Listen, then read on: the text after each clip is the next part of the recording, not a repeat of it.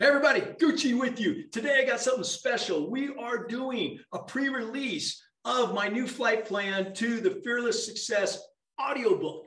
Now I know you guys understand the power of audio content, so my team and I went into studio and we actually recorded Fearless Success on audio with some added bonus Q&A and really some new stories. So you guys could be the first to get this. And the way you do that is go to johnfoleyinc.com/audiobook and get on that list so that the minute it's released, you'll be the first ones to receive the audiobook itself. In the meantime, enjoy chapter 2. I started with chapter 2 and we're going to do it right now. So it's about beliefs. And this is so important because it's about what's in our heads and our hearts and how do we connect the heart and the head. So beliefs, not limiting beliefs that hold us back, fear, but liberating beliefs of opportunity. And we got some great journey line stories in here about overcoming setbacks and how to improve that in your own life. Okay, enjoy this chapter. And most importantly, get on the list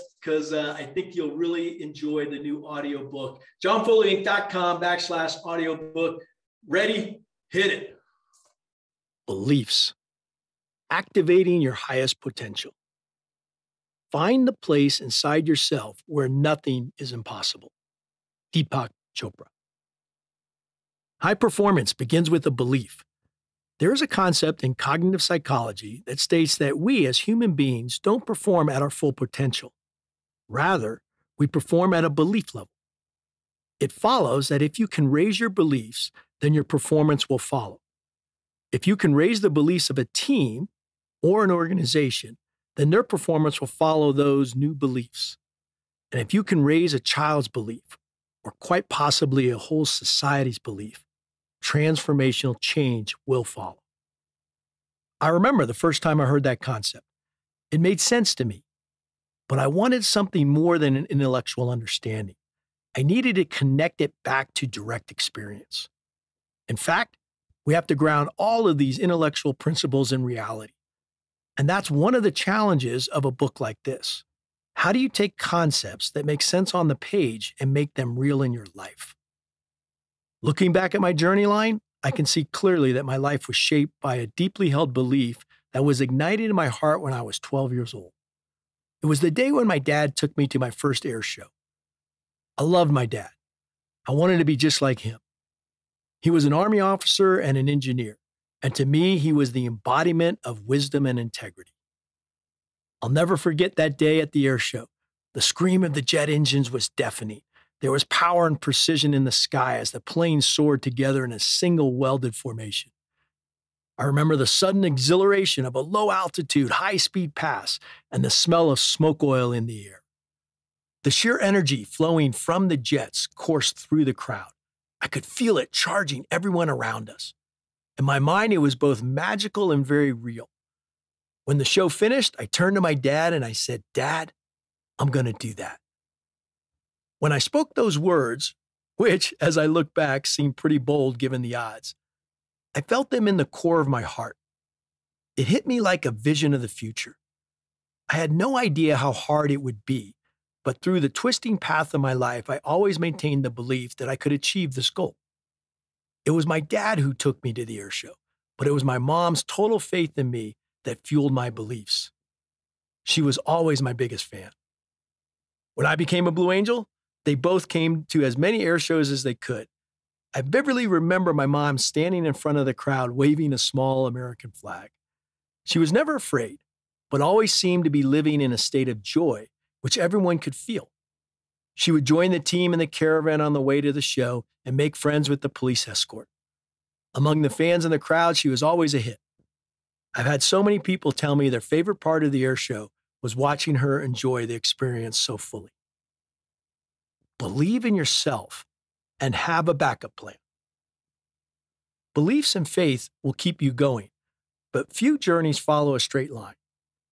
If you want to maintain forward motion, you need to understand that change is constant, especially in our accelerating world. Resilience is the key to overcoming obstacles. It's one thing to have a vision, especially as a child. It's another thing to make it a reality. You have to adapt and adjust. You need to have plan B. In fact, oftentimes for me, it was even necessary to have plan C. In any endeavor, things may not work out exactly as you expect. Often the difference between success and failure is resilience. It's not what happens to us, but how we react to it that really matters. Embrace challenges, for they build endurance, which in turn builds character. And with strong character, you are ready for anything. A belief in your ultimate success can help you remain resilient if you suffer a setback. I speak from experience on this. Right after high school, I nearly missed the chance to become a Blue entirely. I put in my application to the Air Force Academy and received a letter back saying that I had been medically disqualified. I was confused because I was a young athlete in great physical shape. I read further and learned the disqualification came because there was too much protein in my urine. I thought, and still think to this day, what the heck is that? In the end, it was a good thing I got disqualified because the Blue Angels aren't part of the Air Force. They're a Navy squadron. I had applied to the wrong team. Regardless, the medical examination is the same for both academies, so I applied right away for a reevaluation. Very quickly, I got the same rejection back. Again, what the heck was this P thing? Turns out it may have been the result of my trying to make weight for the wrestling team. Anyway, I couldn't be deterred, but the time to be accepted to the academy that year was about to pass.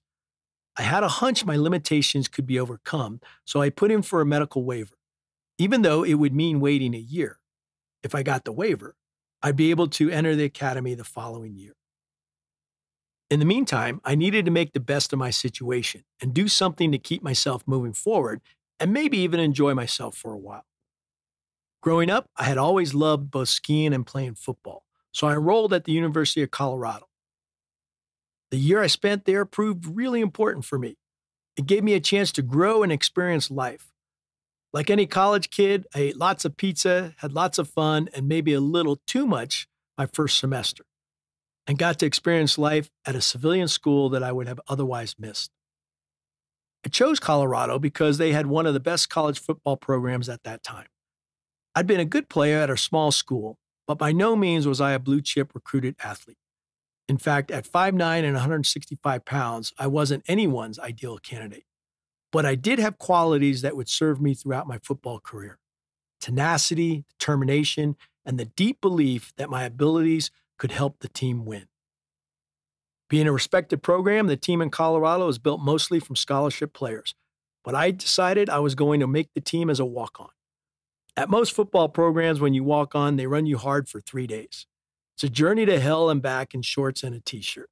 They run drills until you have to quit. That's the goal. I made it through all the drills on pure grit, but I was still worried about getting cut for my size. I felt that I had to do something, anything to make myself stand out. After the last day of drills, I saw the coach on the field. I knew he would be making the recommendation that day for who got cut and who stayed. I walked right up to him and said, "Coach, just give me the pads." There was a boldness in my request, the product of my upbringing, where I learned that anything is possible with hard work and determination. I still wonder what he saw in me that day, but whatever it was, he gave me a chance and handed me the pads. The next day, I was on the scout team, working with the third and fourth string guys, running simulations of the opposing team's plays that the starters needed to practice against. I was small and inexperienced compared with some of the team's top talent, but playing against the best players on the team at practice every day gave me the chance to prove my worth. It also beat the snot out of me. But that's how it works in an elite program. You have to pay your dues. You have to prove your worth in front of the team. I deeply enjoyed my time in Colorado, but I still carried that belief I had formed when I was 12 and never lost sight of my ultimate goal of flying jets. Eventually, I got the medical waiver and a letter telling me that I'd been selected to the Naval Academy in Annapolis. The career opportunity that would change my life was about to begin. I finished out my second semester at Colorado and prepared for my next move. Fortunately, my time playing football with the Buffaloes gave me experience that I used to my advantage when I played defensive back for the Navy midshipmen. Eventually, I had the opportunity to play in 2 bowl games and help build one of the best 4-year records in Navy history at that time. I'll never forget the moment in my final game when I intercepted a pass in the Liberty Bowl against Ohio State. I probably wouldn't have been there if it hadn't been for those years getting beaten up at the University of Colorado. The time at Colorado planted the seeds that allowed me to excel in Annapolis. That's an important lesson that I learned over and over again. Sometimes you need a plan B and even a plan C. But in the end, because of my belief, I got where I needed to be. The academy gave me a shot at flying jets, but nothing was guaranteed. You have to work hard, and everything you do, academics, military bearing, even football, all plays into the decision for who gets to fly and who doesn't. To this day, I believe that extra year at Colorado, though it was unplanned, actually played to my benefit. Coming into the academy, I had a deeper desire to buckle down and do the 4 years of work it would take to achieve my goal of flying jets. Let your dreams guide you.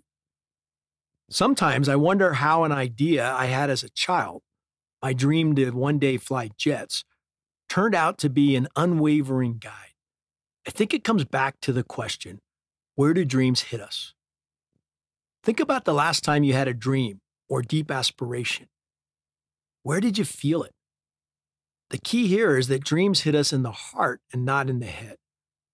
A dream is something you feel at the core of your being, but you can't function on the raw emotion alone. You have to connect the dots between the heart and the head. Even though that's a distance of only about 12 inches, sometimes that's the longest journey. Dreams hit us in the heart and not in the head. It's the same in business and in life. A dream alone will not get you success.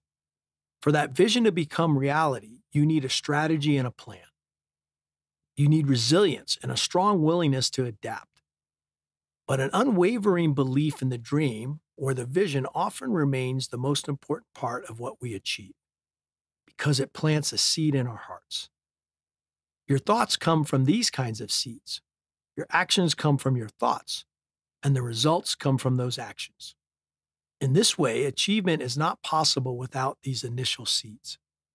We plant them, and then we have to water them, tend them, and help them grow. At some point, the seed will open. Sometimes we don't know when it will happen, but it must happen.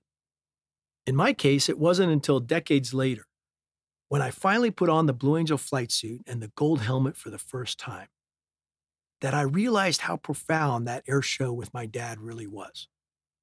But I'm getting ahead of myself. Once I got to the Naval Academy, the path towards achieving my dreams wasn't any straighter than it had been the year before when I landed in Colorado. Academically, I wasn't the best in my class. I actually fell somewhere around the middle. At the Naval Academy, every student is ranked based on academics and military bearing and professional development. Keeping up my military requirements while playing Division I football and pursuing a degree in mechanical engineering proved a lot to take on. It took work. It was a lot less fun than Colorado, but I managed to finish in the middle of my class. That was good enough to achieve my goal and get a pilot slot. But I also learned something else. Seeing how I just barely got into that pilot slot, I realized I needed to raise my game. Being average wasn't going to work in the next phase of my life. For basic pilot training, all candidates arrive in Pensacola, Florida, the cradle of naval aviation. It takes about 2 additional years to finish flight training, after 4 years at the academy. At that point, you finally earn the right to wear the Navy wings of gold. On the day of the wing pinning ceremony, you officially become a naval aviator. But you still don't know which airplane you're going to fly. During all pilot training, your performance is constantly evaluated. Every flight factors into your standing, and at the end, class rankings play into who gets to specialize in which type of aircraft, jets, props, or helos. The top 1/3 of the class typically chooses jets, which, since I graduated number 1, is exactly what I did. Once you have your type of aircraft, the training starts all over again. I was stationed in Beeville, Texas for jet training and spent another year mastering specialized fighter tactics. I started on a twin-engine jet called a T-2 Buckeye. Then I moved into advanced jet training on the A-4 Skyhawk, and attacked aircraft that the Blues actually flew in the 1980s. During this phase, you learn all of the difficult tasks that Navy pilots are known for, including landing on aircraft carriers, dropping ordnance, and training in air combat maneuvers. Once again, everyone is ranked, and this rank plays a big role in the final selection process. Everyone puts in their request, and they go to the number one person and assign the aircraft they will be flying, possibly for their whole career. The best pilots typically pick fighters, then attack aircraft, with the remainder going to support jets. The top-ranked pilots usually get their first choice, but there are no guarantees. Around this time, the Navy was unrolling its first F-18 squadrons, and I really wanted to get one of those assignments. Everyone did. The F-18 was the peak of technological advancement.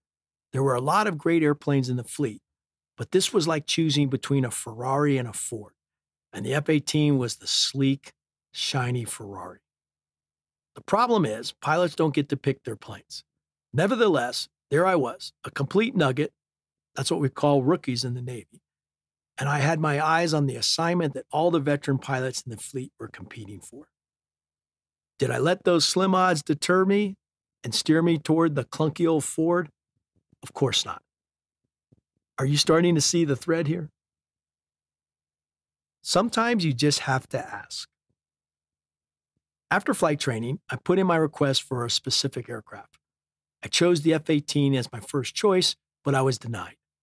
The plane was too new and they were only taking more experienced pilots, ones who had already flown in the F-4 and the A-7. My commanding officer, CO, called me in and told me that I had some of the best grades in the last couple of years, but there were simply no F-18 slots for young, inexperienced pilots. He said I had to pick something else. I was dismayed, but I wasn't defeated. I wasn't going to let my lack of experience get in the way of achieving my goal to fly the F-18, and eventually to fly for the Blue Angels. I decided to take it to the next level, a step above my CO, so I called the Pentagon. When I got through, the switchboard operator wasn't sure where to direct my call. After some back and forth, somehow I got on the line with Captain Root, the head of aviation detailers, who assigns all the pilots in the Navy. Normally, this guy would never be working to assign student pilots. He's way up the chain, dealing with who gets command of what squadron or who's going to be a Top Gun instructor. That I was even going to talk to him was crazy. When I finally got through, I was straight with him. Sir, Ensign Foley here, calling from Beeville, Texas. There was a pause on the other end of the line. I could tell he was thinking, why is the student pilot calling me? How did this kid get through? But I pushed on. Sir, I'm calling because I just finished flight school and I want to fly the F-18. What can I do to get into one of those squadrons? He paused again, and I was sure he was going to hang up. To my surprise, he said, let me get back to you. I don't know if it was an outright boldness at calling a superior like that, but something led to us having a pretty amazing exchange. Here was someone in an important role, taking a small moment out of their day to help someone who had passion in their voice. It's a lesson that stuck with me, and one I share often with leaders. Be generous. A small effort on your part can have a huge effect on someone else. The captain called me back shortly and said, there's no way I can get you the F-18 initially, but there's an A-7 Corsair squadron that I've gotten word will shortly be transitioning to the F-18. If you can make it to this A-7 squadron, you'll get the plane you're looking for quicker. To leaders, be generous. A small effort on your part can have a huge effect on someone else. I was thrilled. This was it. Here was some inside information that I could use to pursue my dreams. He also told me that in his 3 years of being in charge of all the pilot assignments in the Navy, I was the first student who ever called him. Lesson learned. Ask and you shall receive.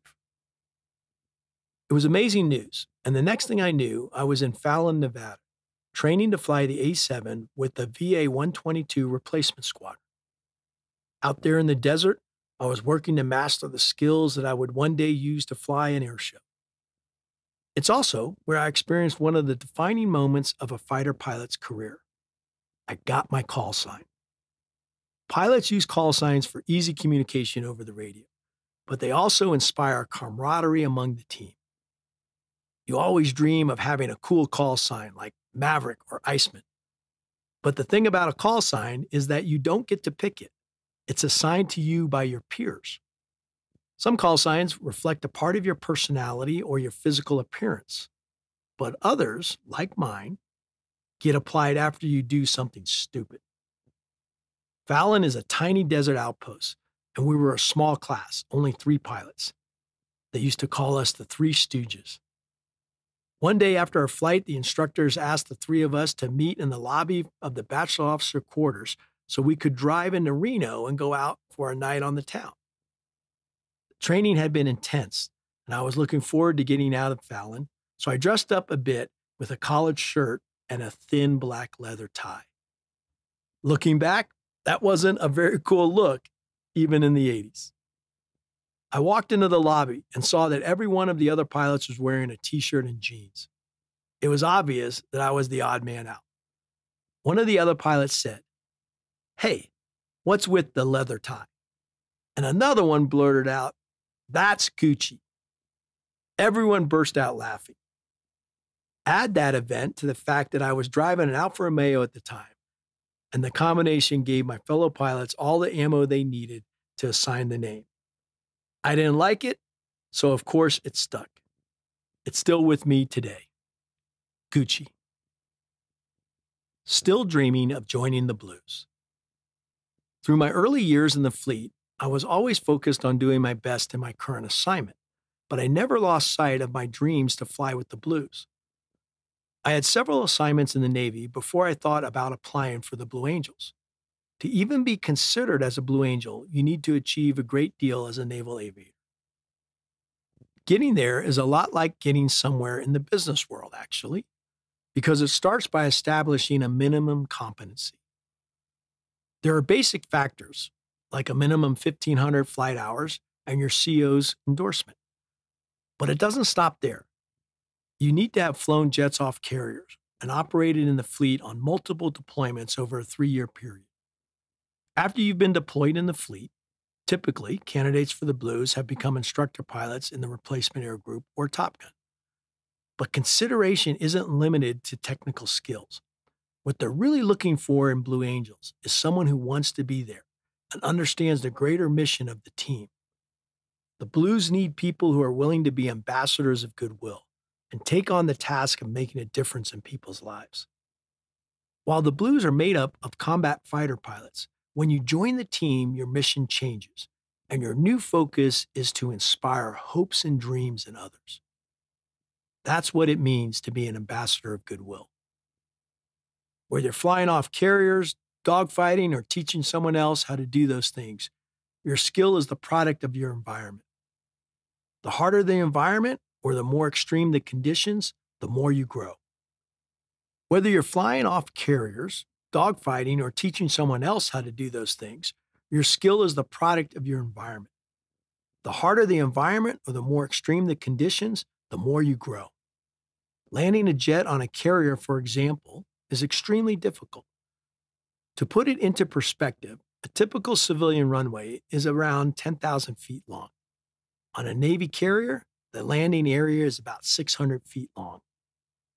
You have to drop your jet within a space of 120 feet to catch one of the 4 arresting cables that snag your jet's tailhook and stop you violently within a few hundred feet. The short size of the runway isn't the only challenge. This runway is also moving, both away from you and pitching up and down with the swells of the ocean. As a naval aviator, you also have to contend with the extreme factors, like the pitch black of the sea at night, or bad weather, or coming back from a mission low on fuel. Situations like that start to give you a picture of what our environment made us. When you push the limits start to push back. You can feel it. You either deal with the pressure or suffer the extreme consequences. These are the moments that increased my capacity and defined me as a person. This is what it takes to be a Blue Angel. You have to be seasoned to pull off the next level flying required in the air show. And there's only one way to learn at this level: experience. As the expression goes, iron sharpens iron. That's why naval aviators are known internationally as some of the best pilots in the world. The inherently unforgiving nature of dogfighting and landing on aircraft carriers demands the most out of every pilot in the fleet. So by the time I applied for the Blues, I had achieved a fair amount of experience and accolades. I was a 6-time top 10 carrier pilot with over 300 aircraft carrier landings. I'd been a post-maintenance check flight test pilot and served as an instructor pilot with the Marines' most advanced fighter training squadron, VMFAT 101, the sharpshooters. I was NATOPS qualified to fly different types of jets: the A-7 Corsair, F-14 Tomcat, and FA-18 Hornet. I even got to do some of the real flying in the movie Top Gun. When you see those scenes on the carrier, the heat coming off the engines, the jets flying off the deck, that's my fellow Air Wing pilots and me in the cockpit. Tom Cruise and Val Kilmer even spent some time in the mess hall getting to know us.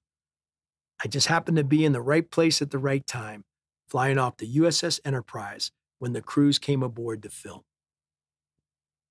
I'm not saying they got the need for speed from me, but once you're eligible, formal application for the Blues requires the endorsement of a CO and 3 letters of recommendation. This had been my lifelong dream, so toward the end of my tour with the fleet, I wanted to apply. There was a slight problem, however. During that tour, my CO, who had planned to endorse me, rescinded his support when I made a major mistake. During a practice sortie, I accidentally fired a missile. Yeah, you think you've made some mistakes at work? Try lighting up a live heat-seeking missile and shooting it toward the corner office. When it happened, we were out in the middle of the ocean. During a practice sortie, you practice both dogfighting and dropping live ordnance in the ocean. In the process of dropping ordnance, my wingman joined up on me and said, "Hey, Gucci, you've got a hung bomb." A hung bomb is one that fails to drop, and you have to execute emergency procedures to jettison the ordnance before you land back on the carrier. Emergency procedures have clear checklist items, but I didn't use the checklist this time, as I thought I was in a hurry and we were in the middle of the Indian Ocean. I messed up one of the steps, a bit of a mix-up in what we call switchology, and instead of dropping the ordnance, I fired an active heat-seeking missile. The good news was that my wingman was clear, and out there in the middle of the ocean, it just landed in the water. It was still a major mistake, however, and I was grounded for 3 days. In the debrief that followed, I told them what had happened and that I had not used my checklist. I was in a hurry and I hadn't turned to it. Therefore, I had gotten 2 steps reversed. During that grounded period, the gravity of that situation bore down on me, and I had a profound realization. Originally, I thought not using the checklist was the core issue, but in fact, that was just a material cause. The root cause was that I had gotten complacent about handling live ordnance. I realized complacency was something that could create so many different kinds of dangerous situations. I knew then it was something I needed to tackle head on, every day. In the end, this proved to be an extremely valuable lesson. A second try. I had to wait a full year before the next application window opened. In that time, I had moved on to a role as an instructor pilot with the Marine Fighter Squadron. I worked myself out of the previous hole, reestablished myself, and built the confidence to ask my new CO to endorse me. For my letters of recommendation, I reached out to people who deeply knew me. One was Captain Bud Orr, the CO who taught me to fly A-7s. By this time, he had become a carrier air group commander with a lot of power and respect in Washington. I'll never forget what he wrote on my endorsement. He said, "John wears his heart on his sleeve. Sometimes that vulnerability can be a detractor, but for John, it's not, because that's who he is, and that's who you get." With all the necessary pieces in place, I sent in my Blue Angel application. When the letter came back saying I had been accepted for consideration, I knew there was a long road ahead. Acceptance just gets your foot in the door. Then you have to fly to the Blues and prove to them that you want to be part of the team. I had to visit the team during my own free time, on the weekends. I requested a jet for my CO, and the next couple of weekends I flew across the country and met the Blues wherever they were performing that week. I thought it might take another year before possibly being selected because I was younger, less experienced, and had fewer flight hours than a lot of the other applicants. Still, I resolved to give it my best shot and see what happened. After a couple of months visiting the team, I started to see what made it so special. I got to sit in on the pre-flight briefs and got my first taste of the culture of excellence that would soon change the way I looked at my performance and my life. At this point in the process, there are many pilots observing the team, and little did I know the team was observing us too. In order to choose the final candidates, the team was watching how we interacted, not only with the officers, but with all the maintenance troops and the spectators as well. Eventually, I was selected as a finalist, and I flew to Pensacola to spend quality time with the Blues in their home base. In this last meeting, you sit and face all 17 officers for a formal interview. I gathered to wait with the other candidates in the Blue Angels pilot's room, which is the office of the current demo pilots. It's filled with memorabilia and pictures of teams from years past. It's an incredible experience to be in the presence of this tradition and greatness. When I got into the interview, it began with casual questions as well as conversation between all of us. Eventually, they asked a question that I wasn't quite expecting. Gucci, one of them asked, "Have you ever done anything dumb in an airplane?" I paused for a fraction of a second, and I remembered the recommendation from my CO that had gotten me the interview. I decided to lay it on the table. I said, "Are you kidding me?" multiple times. I'm not sure that was the typical answer. I went on. One time, I almost shot down my wingman when I accidentally fired a missile. I told them the whole story, and I could see something change in their faces when I started to talk about complacency. I told them what I had learned both from a material and root cause standpoint. It was years later, in my third year with the team, that I would really understand how important that lesson was for becoming a Blue Angel. When you're flying in formation at 36 inches, complacency kills. Not just you, but potentially your fellow pilots too.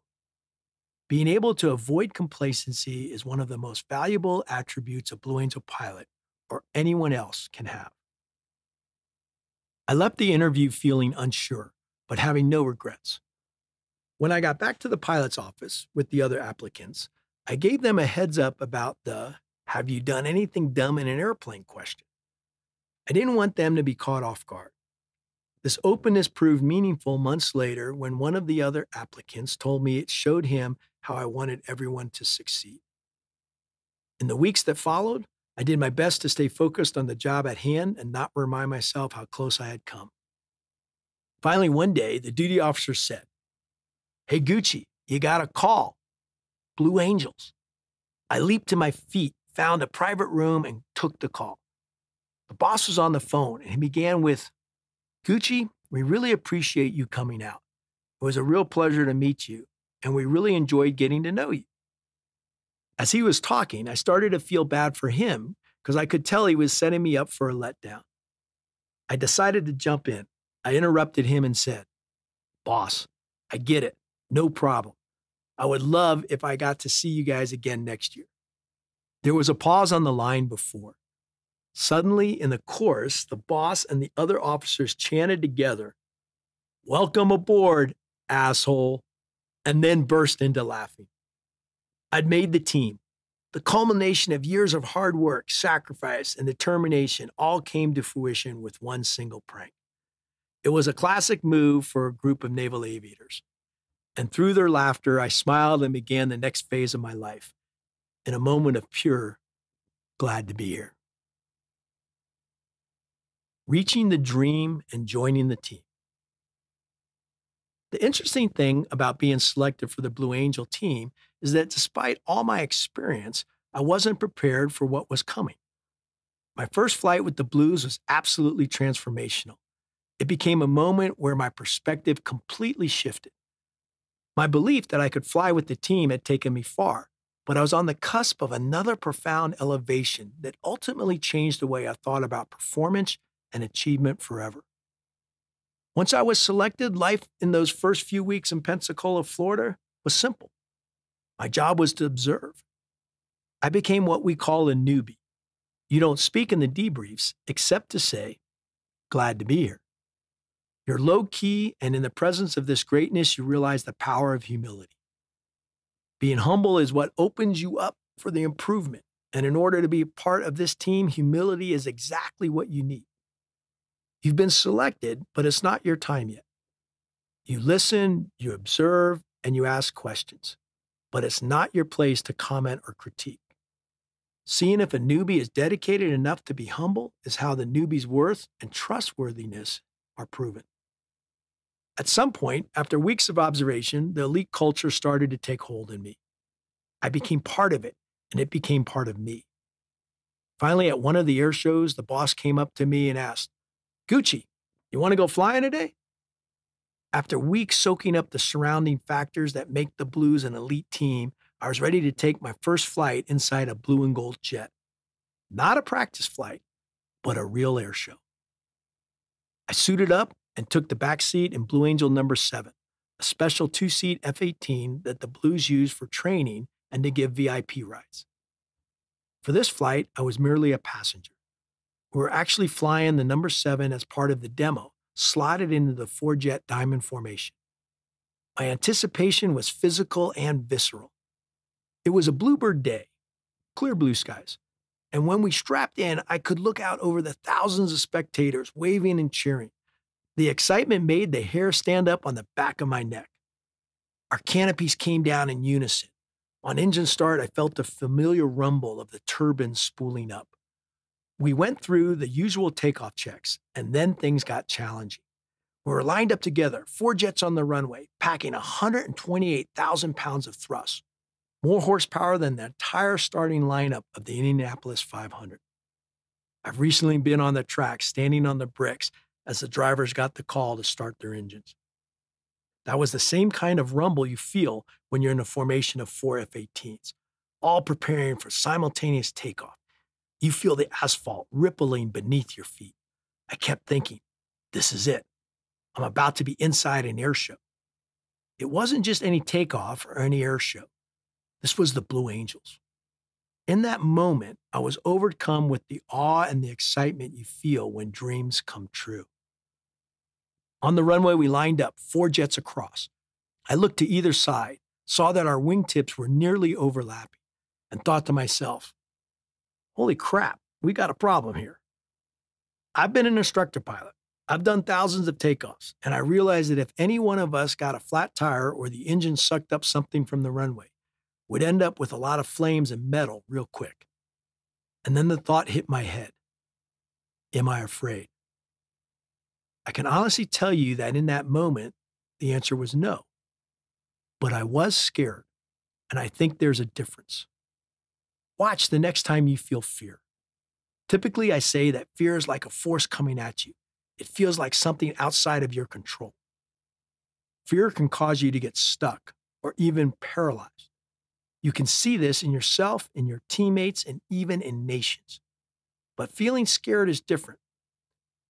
Scared is when those little hairs on the back of your neck stand up at attention.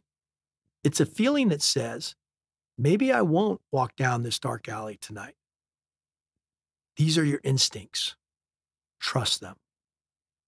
That day on the tarmac, I thought to myself, why am I not afraid?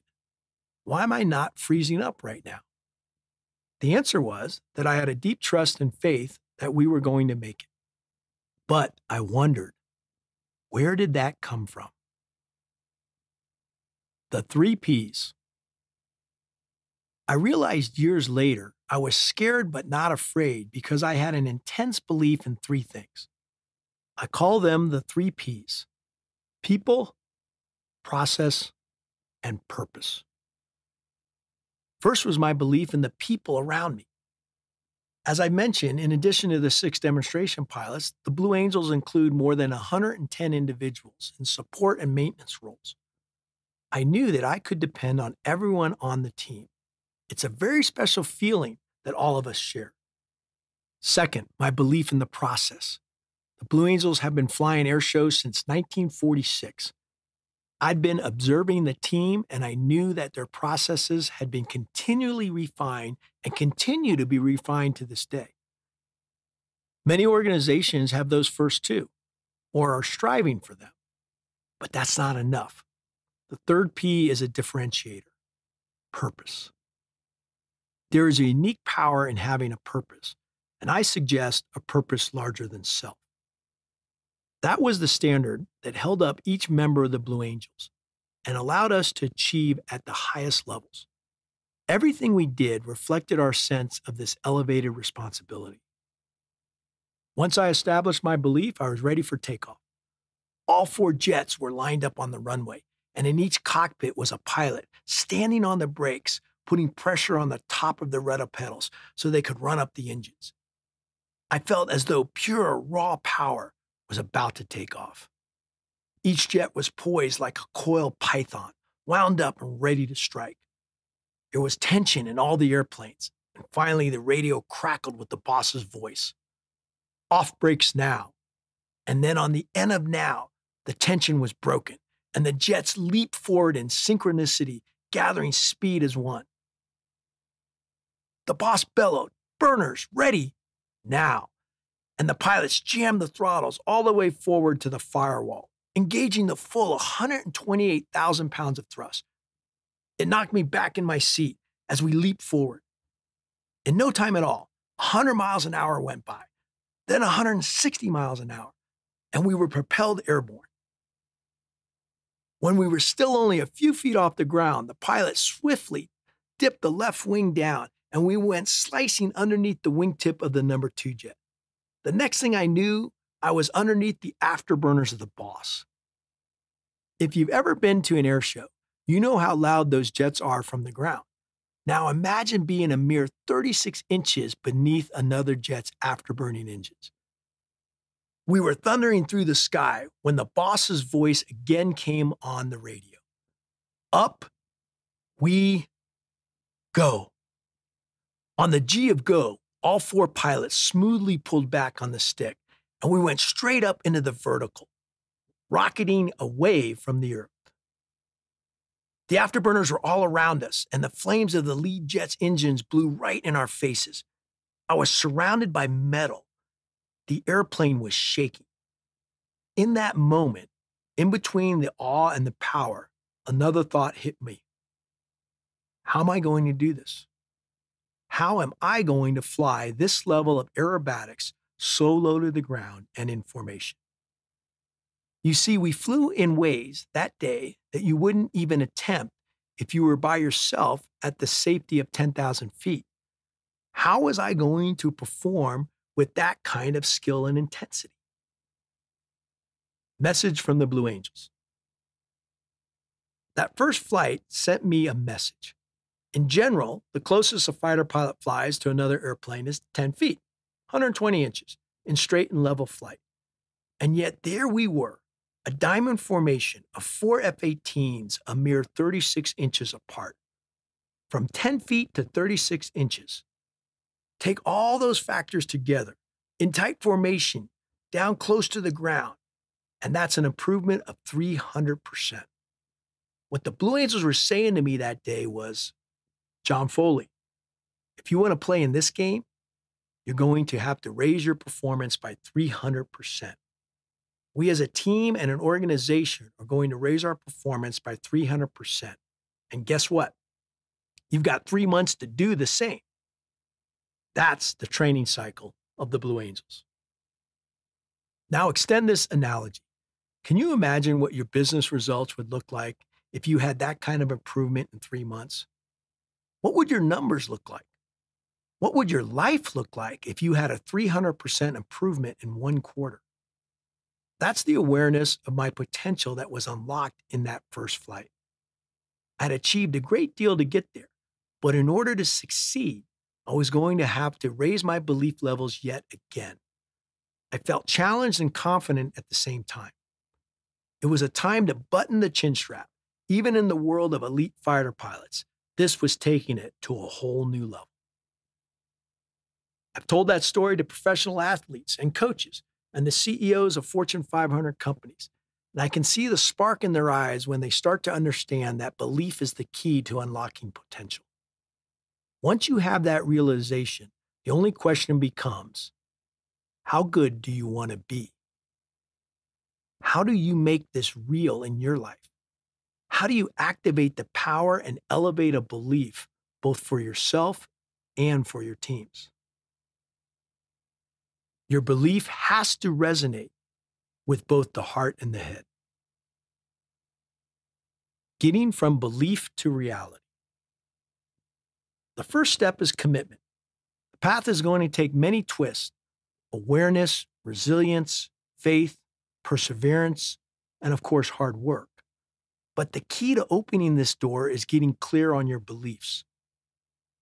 First, you have to paint the picture in your mind of what is possible. Your belief has to resonate with both the heart and the head. You should be able to feel it so that it becomes visceral, more than a mere thought. Then you need to find extreme clarity and determine exactly what you want. It should be so clear that you can state your belief in one sentence. After you clarify your existing beliefs, then you can focus on elevating those beliefs. This may lead you to ask, how do I actually raise belief level? Your beliefs can show you the trajectory of your aspirations and give you an awareness of what is possible. A clear awareness of potential, of what could be, is essential to elevate your beliefs. Growth comes from identifying and going beyond blind spots. We must overcome our ignorance. Ask yourself, how do I get from my current state to my future state? The space between those two ideas is something I call the high performance zone. When you become aware of it, you put yourself in a position to elevate your current state and rapidly close the performance gap. Understanding the correlation between belief and action is critical. If we limit ourselves to our current reality, we never achieve the level of the person who's able to see beyond the horizon, beyond the norm, beyond the top 1% of performers in their field. If you elevate your belief in what you are capable of doing, if you can realign your mind in order to see the extent of the possibility to improve, your performance will follow. It takes commitment and focus. There is no balance here. If you want to be the best, you have to be willing to push the limits. Don't just set your sights on general improvement. Instead, push your belief to the absolute limit. It's at the limits of our current beliefs that excellence lies. As far as examining your beliefs, I'd like to make a distinction between different types. I like to say there are two kinds of beliefs: limiting and liberating. One holds us back while the other leaps us forward. When you begin to break down the different types of belief in your life, you can begin to change them and make them work to your advantage. Excellence lies at the limits of our current beliefs. Limiting beliefs. Limiting beliefs are ultimately grounded in fear. They cause us to look at the future and at basic facts with anxiety and doubt, largely focusing on factors outside our control. They can cause extreme stuckness and have devastating effect on productivity and even on personal happiness. Everyone is going to feel moments of doubt, but often these kinds of doubt can be overcome with a shift in our perspective and beliefs. With strong conviction and effort, you can flip a limiting belief into a liberating belief. A potential threat can actually be an opportunity to improve and achieve results that extend far into the future. This is exactly how I overcame the prevailing thought that I was too small to play Division I football. Yes, 5'9" is not the ideal size, but I never let that stop me. By focusing less on size and more on speed, situational awareness, and sometimes just pure guts, I changed not only my perspective, but also that of the coaches. On the other hand, I could have taken it to an even higher level. When I look back at my football career, I can see the distinct effects of holding a limiting belief. My goal when I got to Annapolis was to make the traveling squad, which meant being first or second team. I made it to that squad, and I was even a multiple letterman, but I only periodically filled the starting role. I don't look back with regret, but knowing what I know now, I can see that I became complacent by achieving one goal and not resetting that goal to a higher one. Ultimately, that's what limited my success. The key is to reset your goals before you actually achieve them. High performers are always improving and then resetting their goals. That's why I always felt at home in the Blue Angel culture. Our results are directly tied to our beliefs. They are either pulling us forward or holding us back. To reiterate, the key is to reset your goals before you actually achieve them. Liberating beliefs. Liberating beliefs are empowering. They seek opportunity. This is where passion comes from. These beliefs cause you to look at the same, less than ideal factors, and instead of feeling fear, feeling a sense of responsibility and excitement about maximizing opportunities. This kind of belief has a continually positive effect on achieving goals. Liberating beliefs pull us forward. They liberate our performance and ground us in a positive mindset. Finding these beliefs can help you redirect your energy. The glad to be here mindset fuels and accelerates these transformations. I owe my current career to a liberating belief that guided me through a particularly challenging phase of my life. After spending some time working in venture capital, I caught the entrepreneurial bug, and I decided to start my own business. When I was at Stanford, I had a vision for an entertainment company that would be like the NASCAR of aviation. I wanted to channel the thrill and the power of an air show into a competitive environment. My experience in venture capital gave me the confidence, and I decided to make that dream a reality. Things started out powerfully, as I had the experience, knowledge, and connections to do what no one had been able to do before. I completely financed the initial seed funding myself, putting up $250,000 of my own money. In early September 2001, I flew to Manhattan to discuss an equity deal with ESPN and some other investors. The day of our meeting turned out to be extremely significant, one that impacted our country very deeply. September 11th, 2001. In the climate that followed, my deal totally collapsed. No one was going to invest in an aviation entertainment company after 9/11. This event had a deep and dramatic effect on many lives, our nation and the world as a whole. It also had a big effect on my life. The dream of that opportunity evaporated. I was saddled with massive debt, and shortly afterwards, my sweetheart at the time broke up with me. To be honest, I was more hurt about that than losing the company. It was an extremely challenging time for me. Despite my personal adversity, however, I didn't give up. In fact, I held a deep-seated belief that I could reinvent myself and achieve the success I was looking for. That belief was absolutely liberating. It kept me engaged with the world around me. It kept me from feeling self-pity and instead focused me on seeking opportunity.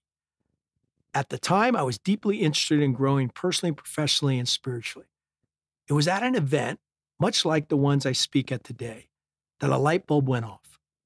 That's where I started to translate my experience of seeking a 300% improvement, shooting for high performance in leadership, teams, and business, and also in life mastery. That's the journey I'm still on today. Liberating beliefs are part of the everyday mindset of extreme high performers. If you keep your eye on potential and opportunities and focus on goodness, gratitude, and the small successes in your life, then you will begin to see the world differently. There's a theory called Hebb's rule that has been important in neuroscience for decades. Neurons that fire together wire together. When you begin to associate liberating beliefs with positive action, you actually start to create new pathways in the brain. I believe our thoughts are like electricity. They follow the path of least resistance. Defining our beliefs in a way to create new channels of less resistance and thus to allow our thoughts and actions to liberate us. As you begin to assess your beliefs, remember that this action does not exist in isolation. This is the first step in the Diamond Performance Framework, a cyclical process designed with continuous improvement in mind. With each cycle of the DPF, you reevaluate your beliefs, which puts you in a constant cycle of pushing the limits of what's achievable. And by doing this before you execute, you are elevating your actions. With elevated beliefs, you are ready to take the first steps towards elevated execution. This is a spiraling up process that works in every aspect of life and all businesses.